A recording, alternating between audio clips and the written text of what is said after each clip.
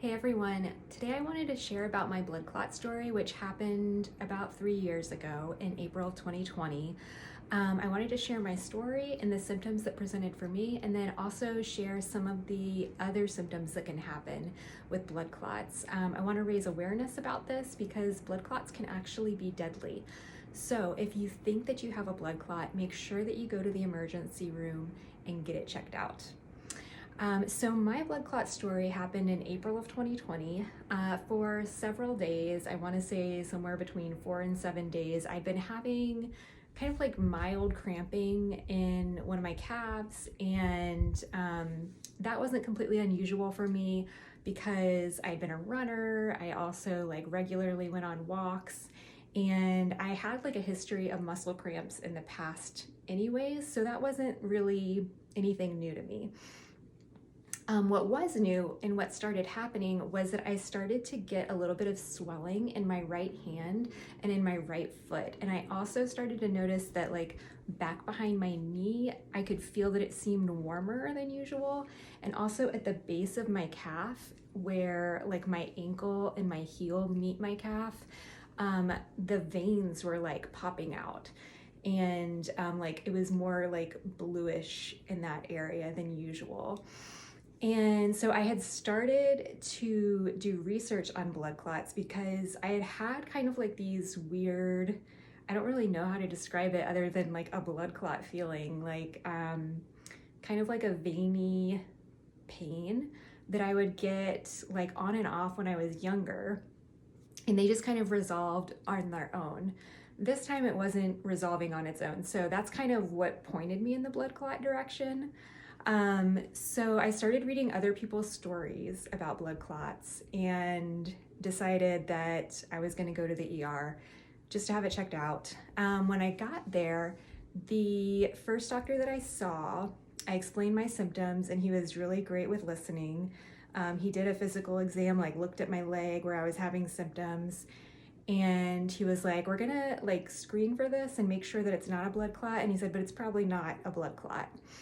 So we did an ultrasound and we did a chest CT, I think, to make sure that I didn't have like pulmonary emboli.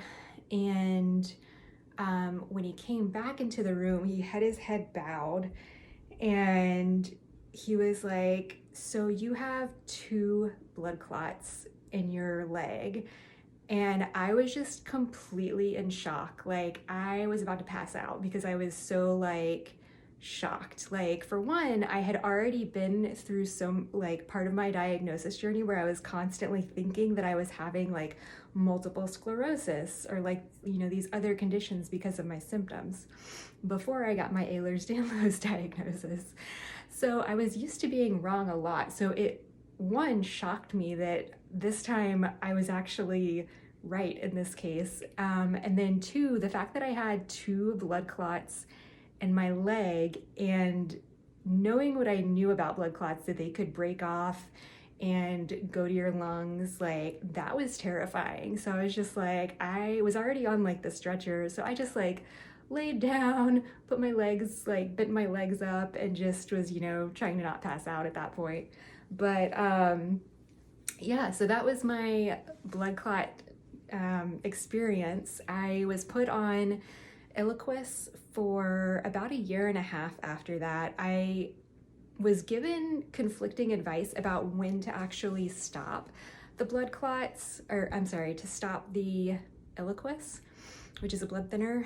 And so I went beyond what my hematologist suggested, which was like, I think somewhere between 9 months and 1 year. And then I had seen other physicians who had suggested that I stay on it much longer than that. So even some saying that it was most likely I was gonna stay on it for life. But I started having like other symptoms of like bleeding and bruising. I was getting like a bloody nose sometimes, not super terrible, just like a little bit. But because of those symptoms, I ended up coming off the Eliquis about 1.5 years later. We couldn't find any kind of genetic conditions pointing towards a proclivity towards blood clots.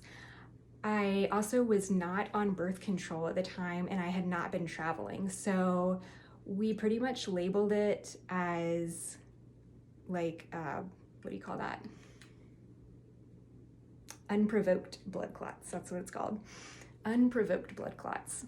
And this was around the time of COVID. So that's really interesting to me because I've heard that blood clots are much more likely in people that have had COVID. I did have COVID at one point. I'm not sure timeline wise if that was within the same time frame. It's really hard to tell anyways, because that was like the very beginning of screening for COVID as well. So who knows? But yeah, it's a little tricky now because I can only be on non-estrogen forms of birth control.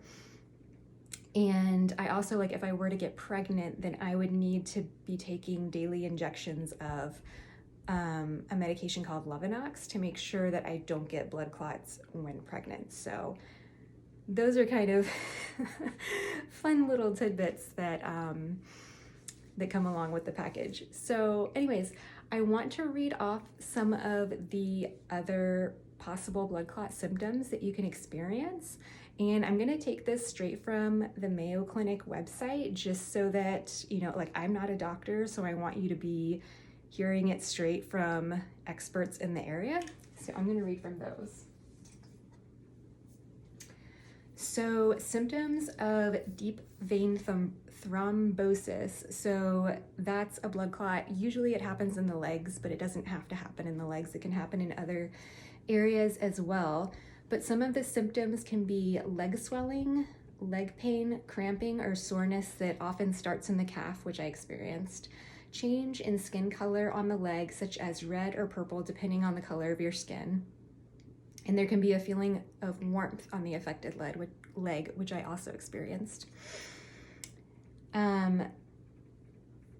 Symptoms of a pulmonary embolism are sudden shortness of breath, chest pain or discomfort that worsens when you take a deep breath or when you cough, feeling lightheaded or dizzy, fainting, rapid pulse, rapid breathing, and coughing up blood. Now, you don't have to be experiencing all of those symptoms, but if you do think that you could have a blood clot, go to the emergency room immediately, because that is a life-threatening situation.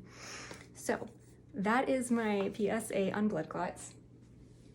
I hope that you never have to experience them, but if you start to have symptoms that are concerning you, then it's good to be aware of what that can be like and to let your doctor know.